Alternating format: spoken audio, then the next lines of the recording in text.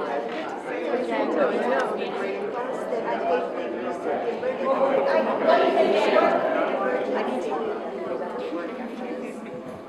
good morning and welcome. For those of you who don't know me, my name is Kathy Murphy.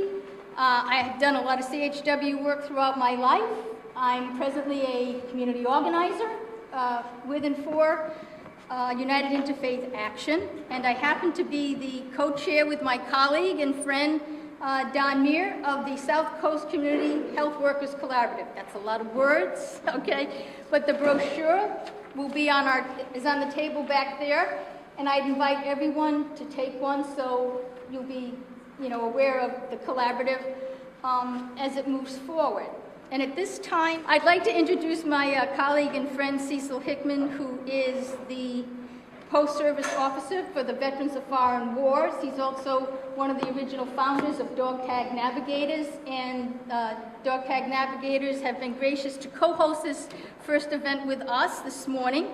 And Cecil will introduce some of our friends and colleagues from Greater New Bedford Allies, and I'd like to take the opportunity now to thank them very publicly on behalf of all the CHW people that are here, many of our CHW colleagues and friends who are not able to be with us because happily they're working and they're doing a number of other things, but to thank Greater New Bedford Allies for their vision and their ability to fund the beginning of what we would like to see a wonderful, wonderful start and future for community health workers with the establishment of this event this morning of a professional organizations of CHWs for networking and professional development. So I would really like to take that opportunity at this time. Would you just please join me in thanking them for doing that. So Cecil, would you be kind enough to introduce our colleagues and friends from GMB Allies? Yes, I'm Cecil Hickman. I'm with Dog Tags Navigators, which is a project of the VFW, as Kathy indicated. One of the key things is we're trying to create a veterans benefit community health worker career category. It has real jobs and real certifications. So at some point, if you want to chat with me about that, and also about the invisible veteran who's in the back there, and why the invisible veteran impacts every one of you in this room, and I can explain. But let me introduce you to the key people to this event. Person who I've had a chance to work with as the Regional Director of the Massachusetts Department of Public Health. We've talked about several things, especially about the training of VHW. Mr. Ron O'Connor in the corner here. Thank you very much.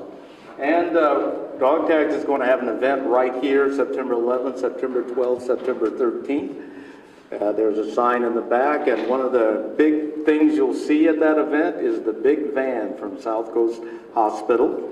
And in the corner over here is, I never get the title right, Community Benefits? Manager, this is Gary Mello, South Coast Health. No longer South Coast Health System. That's right. South Coast Health got rid of the system. I don't know what that means.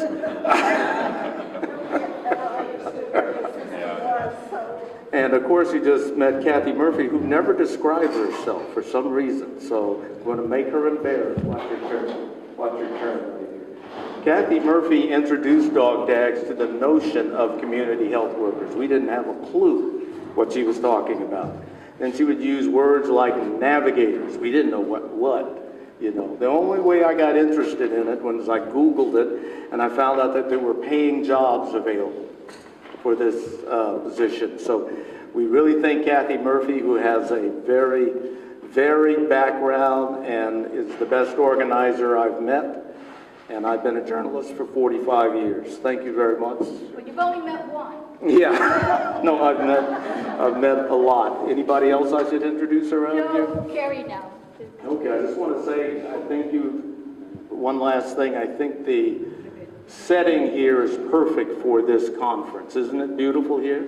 Yeah. And that's why Dog Tags wants to take advantage of this setting at our event. A dog tagger in the back is Laura Carew.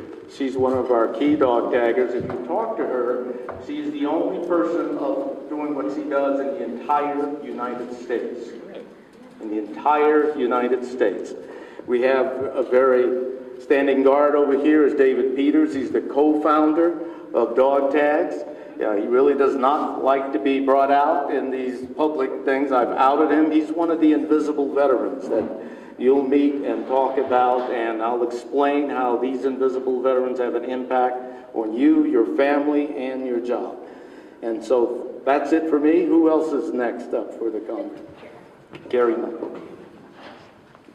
Thank you, Cecil. I just wanted to briefly welcome everyone on behalf of Greater New Bedford Allies. I chair the Health Equity Committee, and our mission over the last 4 or 5 years has been to really increase the capacity for community health workers in Greater New Bedford. That's kind of spread to South Coast. We're happy to say we now have 2 CHW programs going on, linking our physicians to community health workers that are working really well. And then we've got 3 programs going on in the community, and Ron O'Connor has created kind of a big binder. When we started, we knew there were some community health workers doing great work in the community, and we tried to expand that, and the binder actually is now about this thick with all of the different programs that are going on concerning community health workers. You all do amazing work, and it's something that's going to continue to grow and benefit people in our community. So I want to welcome you all, and then I'm going to turn this over to Kathy, who will get things going here. Thank you, Carrie. At this time, let me just say one other thing, that I know when I'm out working with all of our CHWs who are new and others that are veteran people, a lot of times I will say, well, you know, Gail Hirsch is working and is doing a lot with the board of certification, and then I say, and Ron O'Connor will give us an update, but I would like all of you to know that Gail Hirsch is a real person.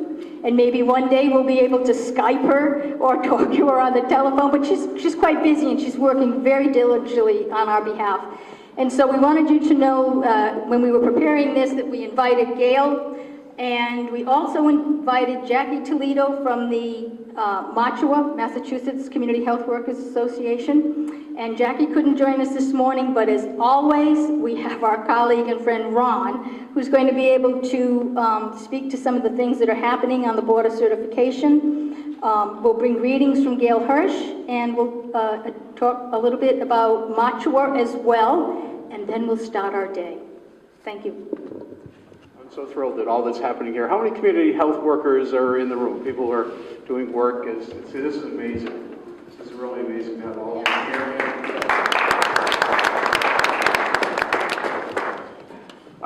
This is the binder. I don't go anywhere without it. This is the binder that Carrie, and she admitted as a PR person, she exaggerated its size, but you know, our goal is actually to have it as big as she indicated. So we're going to get there, but this is the binder. So yes, I bring greetings from the Massachusetts Department of Public Health, from Gail Hirsch, the director of the Office of Community Health Workers, was not able to be here, but continues to be pleased, impressed, and wowed by all the great work that's happening here on the South Coast with community health workers.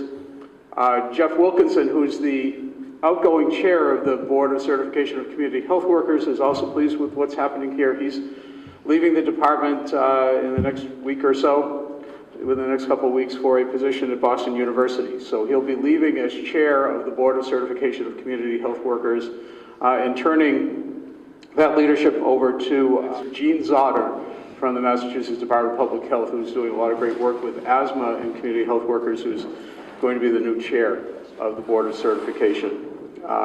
So this is just great work that's happening here. The Board of Certification has been meeting for, I think, close to a year, if not a little bit more. The board is appointed by the governor, has representatives from a variety of segments of the population that are concerned about community health workers.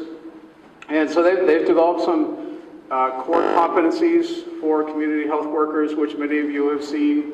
We didn't sort of inundate you with paper here today about this. A lot of this information is on the certification website, so we'll be sure to make sure you get the link to that. But there are 10 standards, core competencies for community health workers. They'll be part of the expectations for certification. they're also, so they moved from that to working on the training standards. And I was at the most recent meeting of the Board of Certification. Those are public meetings, and I encourage folks to attend those as well if you get a chance. They're in Boston. It'd be nice if they moved them around, but I think for the convenience of the members, I think it does make sense to have them there. They're working on the training standards, the requirements for training for community health workers, the requirements for those who offer training to community health workers, and that's all in process. I don't yet have a timeline when we might actually see the opportunity for people to submit paperwork to become certified, but stay tuned on that. We'll keep you informed. There's a lot of good energy on that board, and they also have an advisory committee that's doing incredible work in support of them. So a lot happening around certification of community health workers in the state. It's good for all of you who are community health workers because it'll start to develop that, sort of professionalize the role without making it too professional, but it'll establish those credentials, which will help people find jobs, that'll build credibility, build the reputation of community health workers, foster employment opportunities, etc. And all this are working together with how do we make sure that community health workers are adequately paid for the work that they do. So stay tuned on all of that. That's I do updates at the meetings of the South Coast Community Health Worker Collaborative, which is open to everybody here. How many people attend those meetings, the collaborative meetings? Good. Well, we can use more. That's great. We appreciate it. Yep. The more, the better. And then I just have to take a moment here to. Kathy's a remarkable community organizer, and it just amazes me. I can't keep track of it. I'm like at a baseball game without a scorecard some days, where I have no idea who's on first, but she's just out there doing amazing work, and I'm really pleased to have the opportunity to work with her. So let me sort of wrap up here with just some basic, some conversation about community health workers and how important the work that you all do is, and why certification is so important as well. Public health is built on social justice, issues of social justice, and that's the role of community health workers is to help us to overcome the barriers that people experience in their lives, dealing with the healthcare system, dealing with the veterans benefits system. I got a round of applause for Cecil and his great work here on working with veterans. A lot of interest at the state level with what's happening here. So let's stay tuned for all that great work. I'm looking forward to the stand down and the jobs and health fair in September that Cecil's been working so hard on. So social justice, that's what this work is all about. And that's what public health is about, and that's what you folks are all about, is reaching out to the most vulnerable and disenfranchised people in the population to help them to navigate a system that's complex. And I've been saying for years, when I started my career in public health 33 years ago this month when I graduated, and we always talk about, public health, our job is to kind of work ourselves out of a job. That, if we do our jobs right, there'll be no need for public health and prevention because everybody will be healthy. But, and so the same could be said about community health workers who have, the burden of overcoming inequity, social injustices, and other barriers that people experience. And, you can keep that in the back of your heads as you're trying to work yourselves out of a job, but I would just say good luck with that, because I've been trying to do that for 33 years. And there will be, sadly, there will always be social injustice and inequities and other barriers that people need to overcome, or life circumstances that you folks are all dealing with and helping people to navigate. It's a complex health system out there, and that's one of the other challenges that people experience.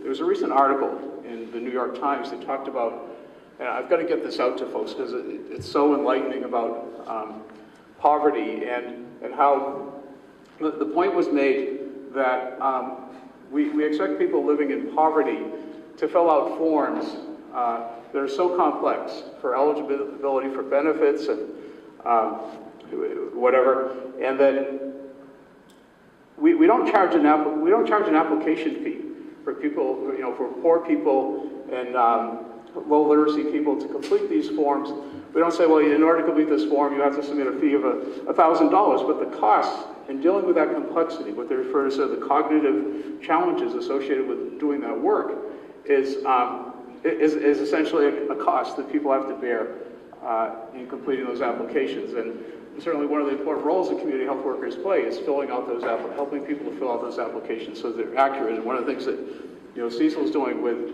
the veterans benefits, he's talked about, well, you got one word wrong, and you're back to square one. You wait 3 or 4 months only to be told you've got one word wrong, and if you fix that word, we can take care of it. And then you fix the word, and it's another 3 or 4 months. And hopefully they haven't found another word that's wrong.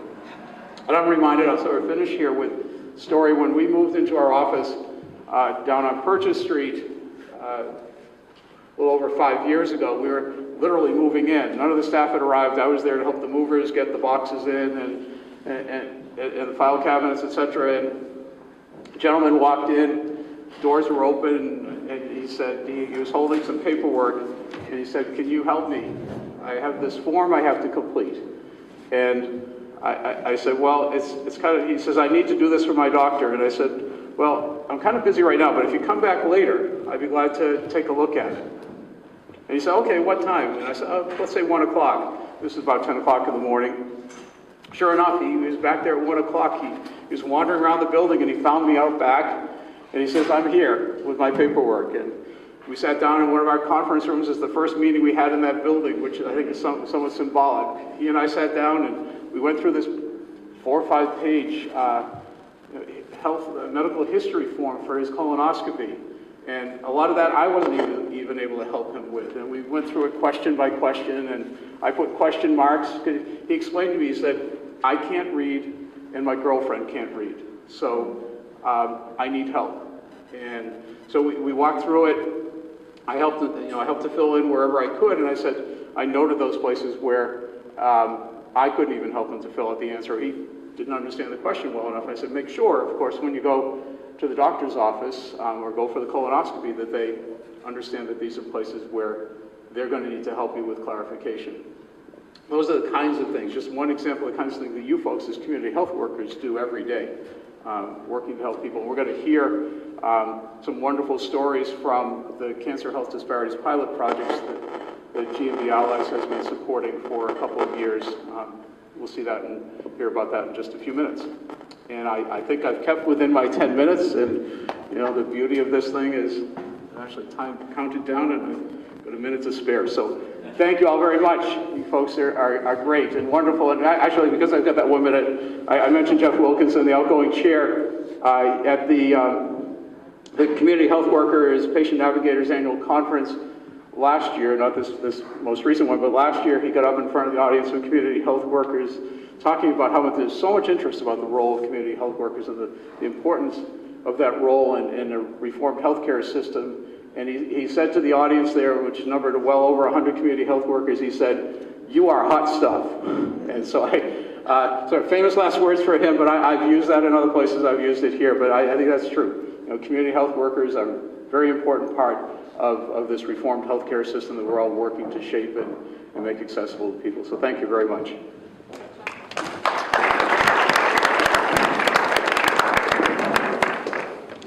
And I don't think there's anything more singular to who we are as CHWs than our ability to engage with each other, to build relationships, to identify resources, so that we're able to do what we do best, which is that. So when we were preparing this day, one of the things I asked if we could do was to model who and what we are and do as CHWs. So at this time, for the next half hour or so, I think we said, we don't want to be we gave ourselves 45 minutes. If it takes 45 minutes, we'll use 45 minutes. We would like this day to be informational as well as formational. And so what we'd like to do now is to begin networking with each other. So what I ask us all to do, and where are our colleagues and friends from JSI? Raise your hands. Very good. Very good. We have Rachel. We have Jackie. Jane and Beth.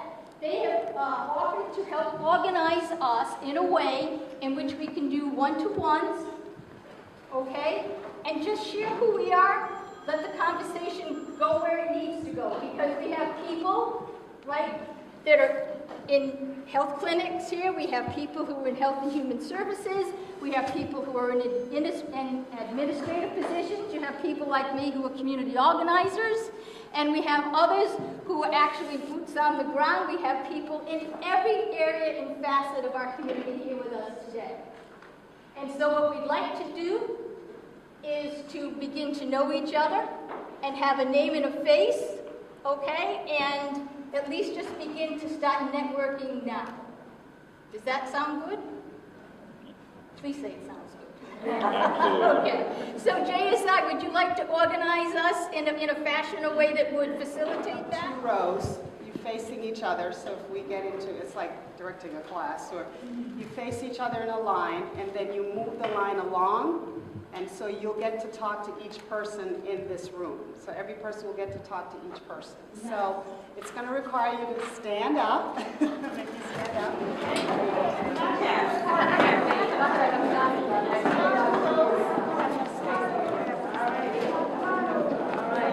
Facing a person. So I will time you. As soon as that's finished, then you move along the line. So you move to the next person. So it's going to be like a curve around. And then you move to the next person. I'll give you the time I said move, and then you move to the next person. Does that make sense? Yeah, this one. Just one line. One line.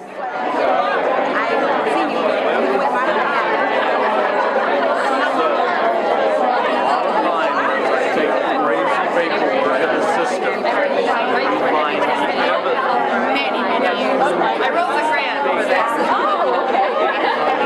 So I'm so familiar, but it's going well. It's going good.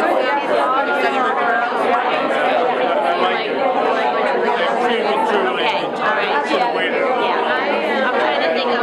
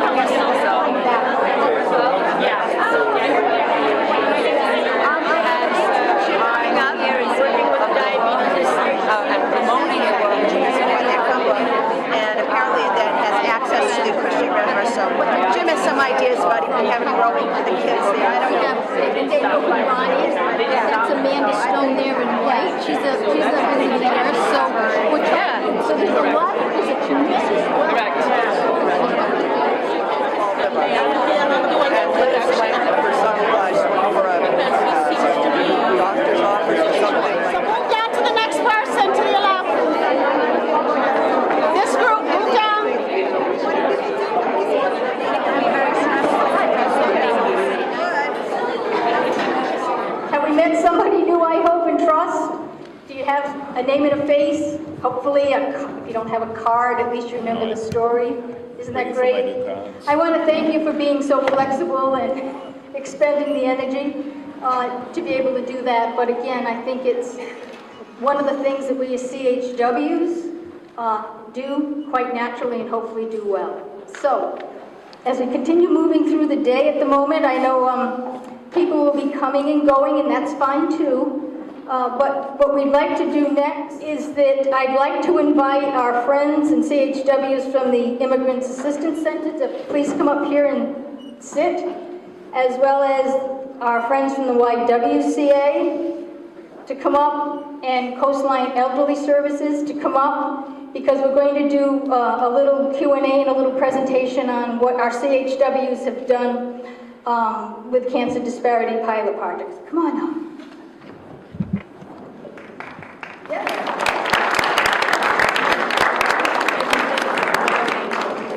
If we need more chairs, I'll bring a few along. I'd like to ask Ron O'Connor to introduce another person who's been able to join us this morning. Thank you, Kathy. I just wanted to acknowledge Paula DiMattia from Commonwealth Corporation here somewhere. There's Paula, thank you. Who's, there's funding in this community through the Healthcare Workforce Transformation Fund, the planning grant that's supporting the development of a training program for community health workers. One element of that planning grant includes the development of a network of community health workers. So we're appreciative of Paula being here to observe and be part of this wonderful event. Thank you very much.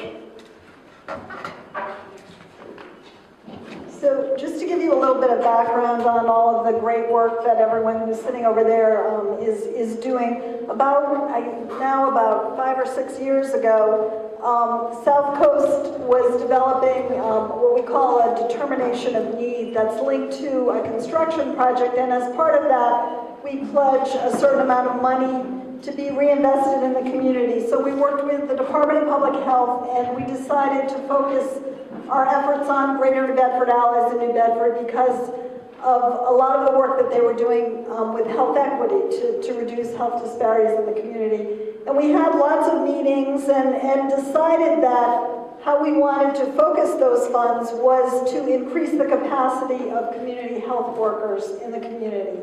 So we awarded several small grants a couple of years ago, and all of these projects have been working to reduce health disparities in the community in lots of different ways. Each of the projects has a little bit of a different focus, and they'll talk about that. One actually is trying to increase patients who actually show up for their health screenings, because no-show rate, for whatever reason, it might be transportation or lots of other barriers that people are experiencing that community health workers can overcome. Others are focused on education in the community through some of the ethnic media and other outlets like that. And then others actually have been working with the hospital. So from this project, it planted seeds for other projects that have sprung up that are now focusing on more broadly than just cancer disparities, but diabetes and other chronic disease management.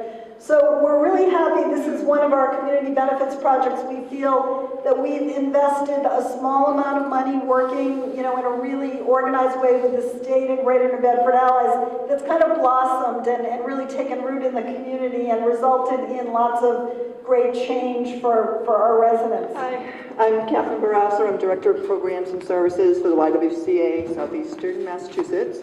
And we've been here in New Bedford for over 100 years. Our service area also covers the rest of Southeastern Mass, all the way down to the islands and Nantucket. And the Health and Wellness Department started about 20 years ago. We got a grant from the Avon Foundation to do education out in the community about breast cancer and to increase the screening rate for low-income women. From there, we added we just kept growing, getting more and more grants from different organizations. Komen, DPH has been, a really great support to us to enable what are now called community health workers. It used to be called outreach educators and then outreach specialists. So changing with the times, and it's just been really exciting that it's growing more and more and more. We used to be like the only ones that were doing this, and it's great now that everyone sees the importance of going out into the community and reaching people where they are. We focus on low-income women, Portuguese-speaking, Spanish-speaking, go out to the community where they are, starting with churches.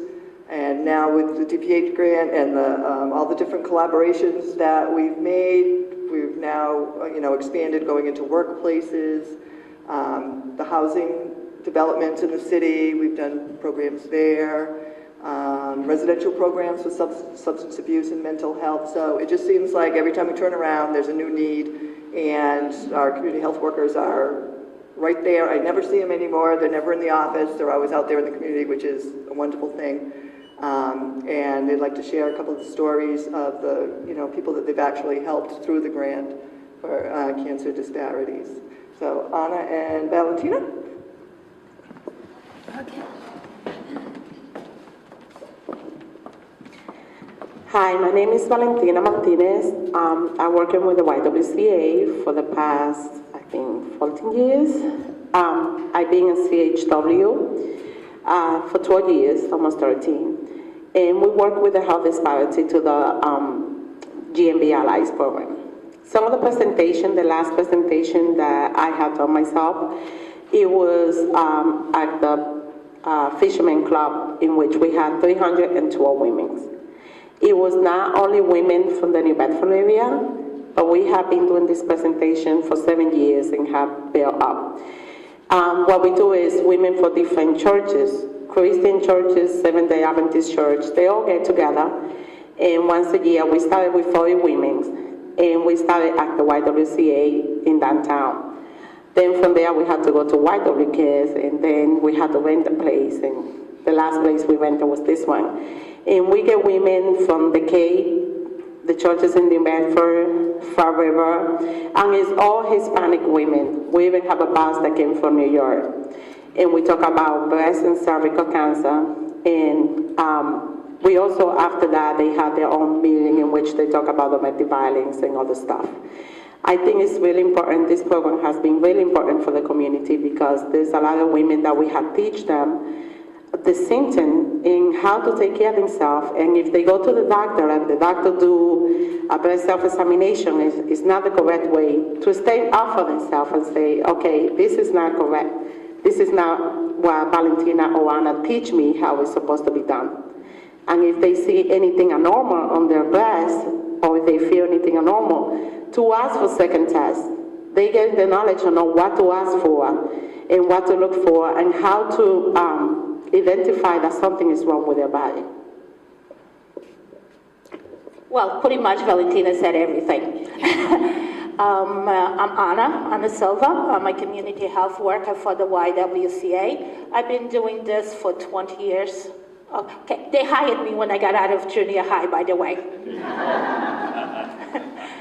And what do? We pretty much also work one-on-one.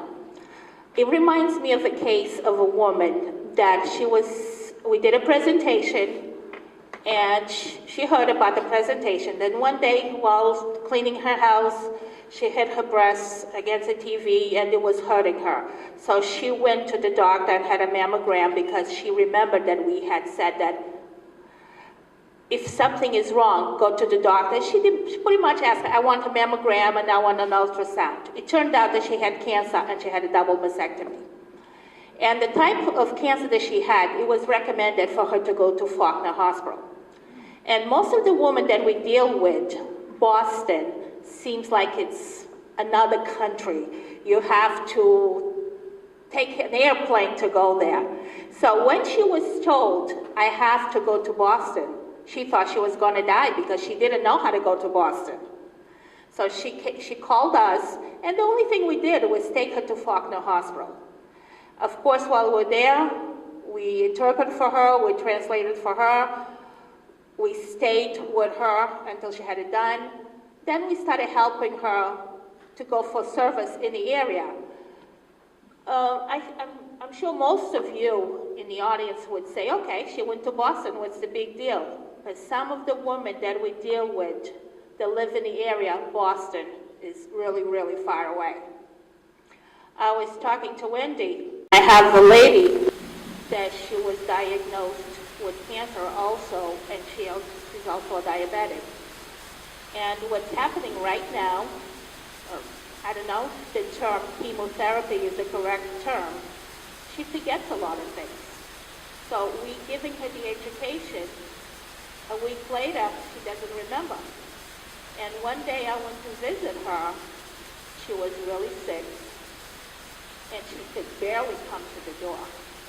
And the only thing I did for her was, okay, I'm going to make you a cup of tea, and I'll give you some toast, and let's check your diabetes.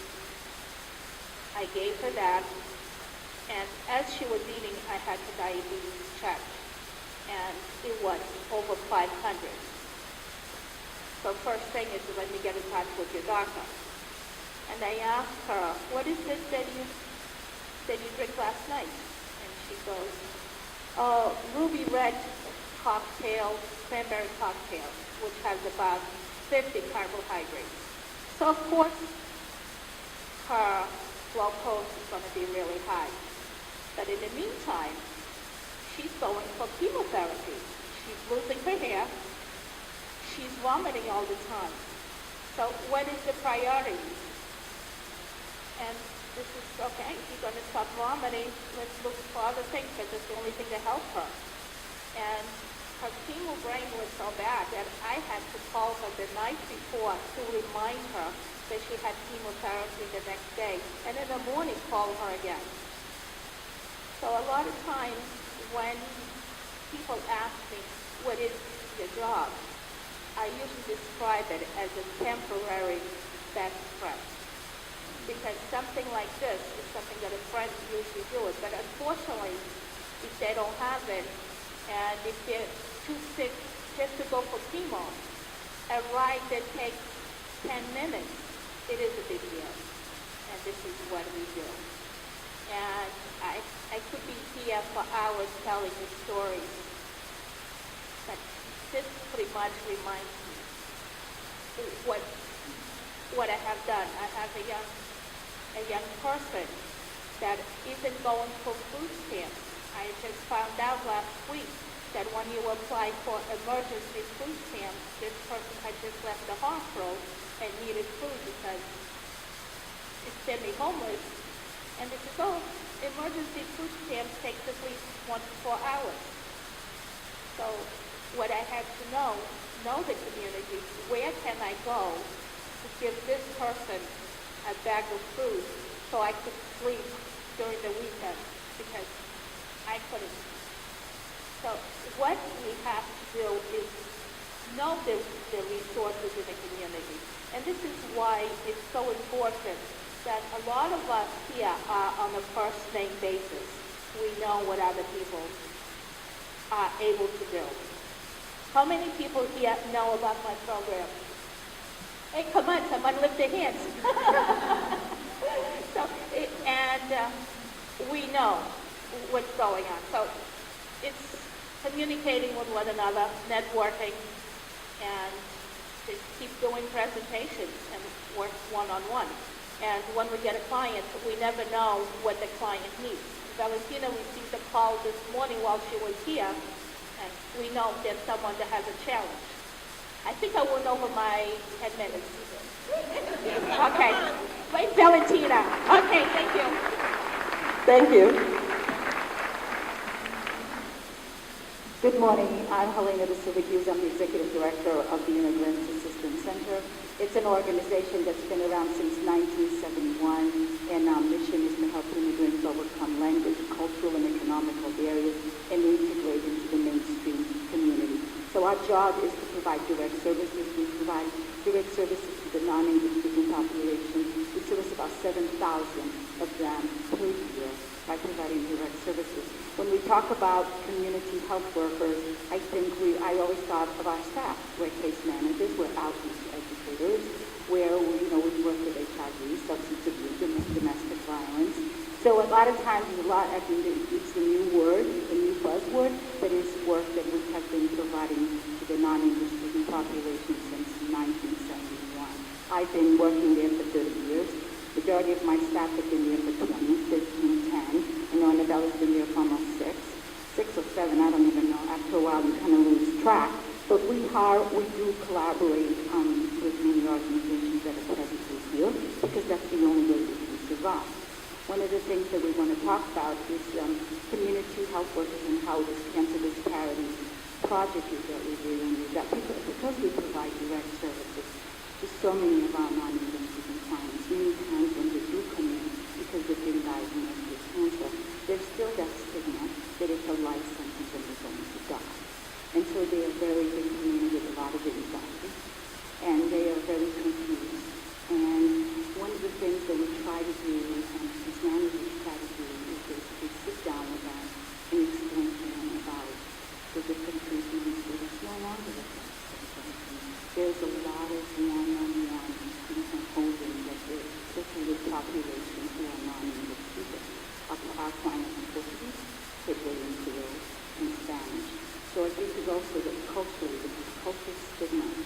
that also encapsulates that. That's what they think that they're learning about. And I'm trying to spend hours with them and trying to sit down and explain to them about the different treatments that are available. And some of them, they don't want to even talk to their family members. And so they, because they're so trusted and they've been around for so long, they feel that we become their family. So they are trusting us with anything and everything.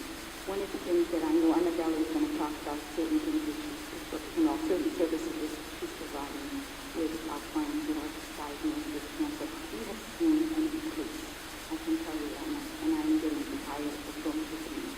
Funerals and rates have become part of my life as far as with our clients, and that is really, really sad that we're seeing that happen so often, because many of them are coming back when they are diagnosed with prognosis fatal, because they do not believe ongoing court renewal treatment, and they don't have any management, and they have the past years, and that's culturally. They do not access health services until they're sick. And so trying to change that mentality has been very difficult.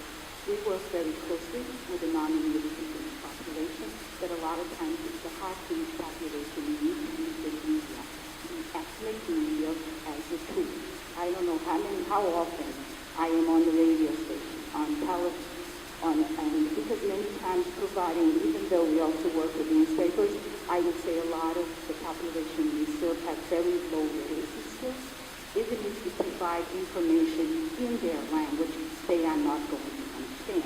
So working with the media, the radio, and television is key to provide the outreach to the non-immigrant population. So it's something that I think we all need to take into consideration if we are working with this population, that we need to use the media as a tool. We also work with churches and a lot of organizations, Coastline Elderly Services, the YWCA. We've been providing health clinics and on the annual health clinics on a yearly basis, and we always collaborate with the YWCA, and Anna has been there, so has been volunteering with Coastline Elderly Services.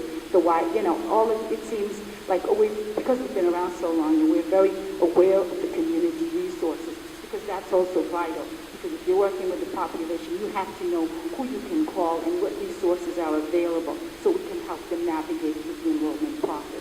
So I know we're supposed to be, so I'm going to give the mic to Annabella. She was a little shy. I said, don't be so shy. She doesn't like sparkling speaking because she does a lot of one-on-one. So I will have let her speak a little bit about what she's been doing with our clients. We did not call each other this morning. I just want to Good morning. I'm a CHW. My name is Annabella Oliveira. I work for the Immigrants Assistance Center, and I do work one-on-one with our cancer patients.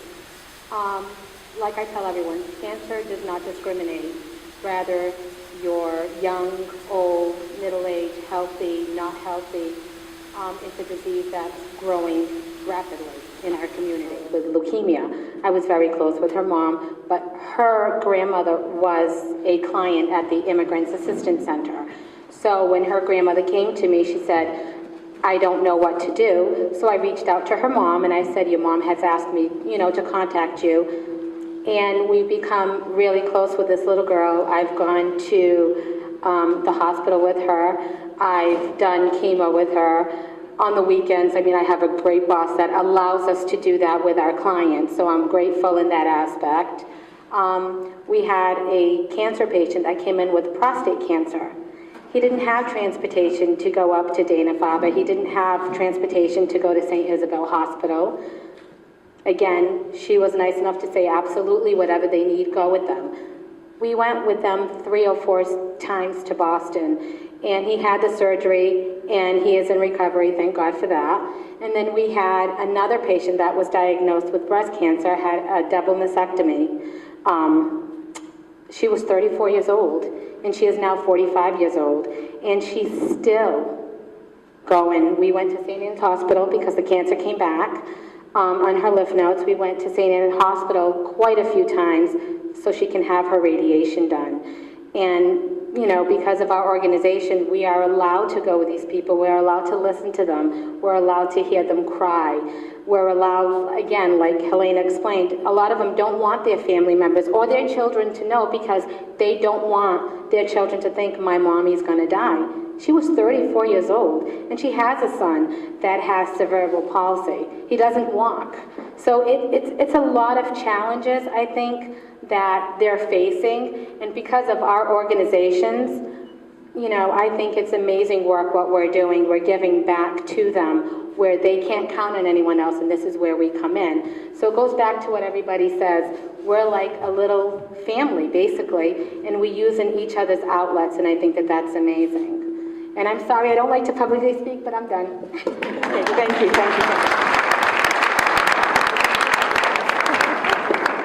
Tough group to follow. I actually have papers because I have some statistics. Can everyone hear me without the microphone? Is that okay? All right. Let me shut that off.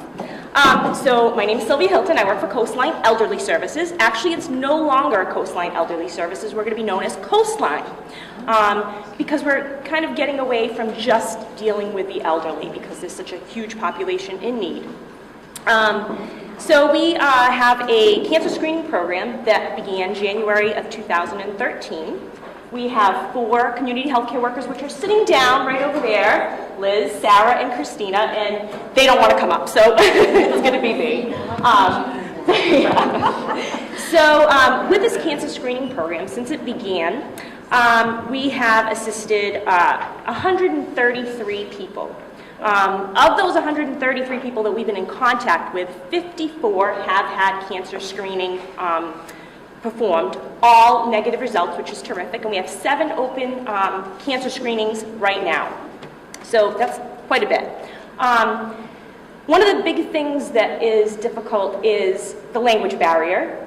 We have, luckily, Spanish, Cape Verdean Creole, and Portuguese-speaking community healthcare workers, which is an advantage to us because most of the people that we do get referrals on do not speak English. I want to say it's 99%, if not even close to 100, which is astonishing, and I think it's because they don't know what resources are out there. We do have resources, but it's difficult to try and get people to know which way to navigate. And again, we work with Helena, we work with pretty much all the community resources that we have in the area. Let's see, I know firsthand about cancer. I'll start with that. My dad has had cancer for 13 years now, liver cancer. Gone through 3 surgeries to remove part of his liver. Gladly, your liver regenerates. Now going through radiation therapy. So I myself go with him every morning. 6:30 in the morning, I'm up at Mass General so he can get his radiation. So I know how difficult this is for people. My father speaks only Portuguese, so it's another obstacle that he would have had if I was not his daughter. He would have had a lot more difficulty. So luckily, he's got me, but there's a lot of people out there that don't have assistance. Got a few stories to give you guys in challenges that we have. With this program, we try and outreach to people 3 calls. Hopefully people will call us back. If they don't, we try and attempt to call them 3 times. If they do not call us back, we send a letter out to ask them to try and contact us. If they don't, then we've tried our best to try and outreach to them. We work with the Greater New Bedford Health Center. We get referrals from them. We get referrals from different community organizations that are out, health fairs and such. One instance, a person was called 3 times, never called back. A letter was sent, and they finally called, and they were a caregiver. So they were neglecting their own care because they were busy caring for someone else, an elder parent.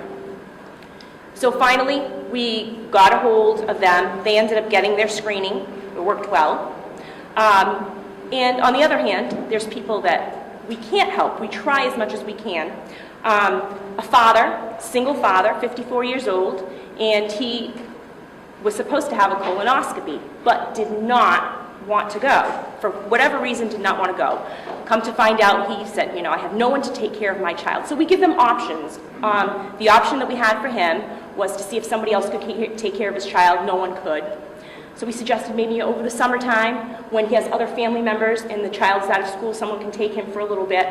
Still, we could not get through to them, but they try, and that's the importance of our program. We try as much as we can to try and get everyone that we can screened as much as possible. So, Thank you. All right, thank you.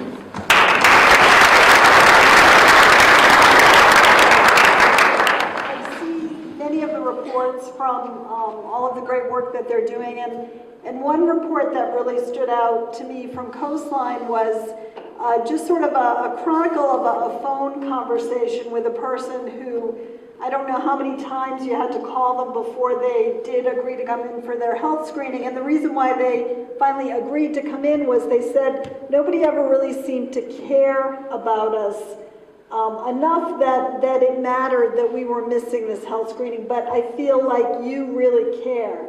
And I think it has actually increased the rate of people coming to their screenings, which is really an important thing. That's, you know, a big part of the issue. So everyone is doing great work, and we're really happy to be able to support that. I wanted to introduce Barbara Axon. I don't know if she wants to say a few words. She's the president or the chair of Greater New Bedford Allies for Health and Wellness, and, you know, through her great work supports all of these projects. And one other point that Kathy and I wanted to make was we are really fortunate to have such a diverse community. Language and things like that do create barriers, but we also have a very diverse community of community health workers who speak multiple languages and are part of their communities and able to, you know, reach into the communities from positions of trust. And I think that's why they're so effective. So we're really happy to be able to support them through ongoing education and whatever we can do through these health equity projects. Barbara, did you want to just say a few words? Well, thank you. We're really pleased to see so many of you here today. Greater New Bedford Allies is really committed to the development and the future of community health workers, because we believe in the whole idea that people of the community can touch other people and help them. And I'm just listening to the stories, and it just sort of proves the point. So we look forward to continuing to do training with you, and also advance certification for everybody. And I want to thank all of you for all the fine work that you're doing. Thank you.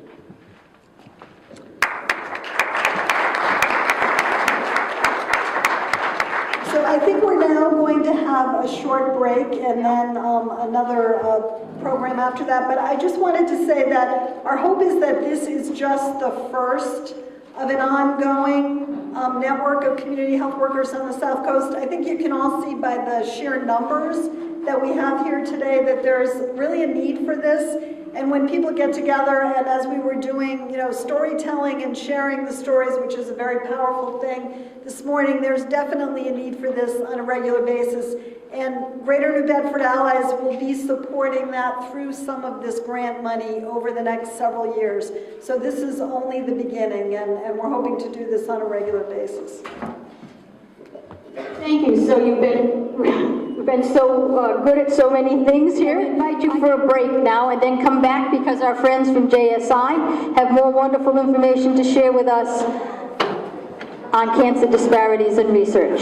So go out, enjoy a little walk, stretch a little bit, and I'll go and get you.